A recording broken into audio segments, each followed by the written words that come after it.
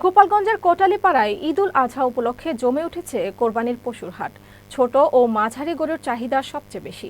যে কোনো ধরনের অনাকাঙ্ক্ষিত ঘটনা এড়াতে হাটগুলোতে প্রস্তুত আইন শৃঙ্খলা বাহিনী। আজ শেষ মুহূর্তে হবে কোরবানির মূল বেচাকেনা, আর দাম নিয়ে সন্তোষ প্রকাশ করেছে ক্রেতারা।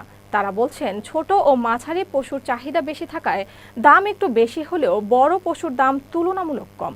হাটগুলোতে তৎপরতা বাড়িয়েছে আইন শৃঙ্খলা রক্ষাকারী বাহিনী। এবার উপজেলায় মোট ৮টি স্থানে পশুর হাট বসানো হয়েছে। আমরা বিক্রেতা যারা তারা খুব হতাশ। আমরা যারা সারা বছর গরু পালি বা গরু পালন করার পরে ভালো দাম পাচ্ছি না, আমরা আসলেই হতাশ। এরকম দাম থাকলে আসলে ভবিষ্যতে আর গরু পালন করা যাবে না। গত ২ বছর যে কোনো কারণে হোক আমাদের মাঝবাড়ি গরুর হাট অনুষ্ঠিত হয় নাই। তো আলহামদুলিল্লাহ আজকে গরুর সংখ্যা অনেক বেশি, কিন্তু ক্রেতার সংখ্যা একটু কম। যে দরে গরু ঈদের সময় কিনছি, ঈদের পরে সেই দাম এখন বর্তমান ক্রেতারা বলতেছে না।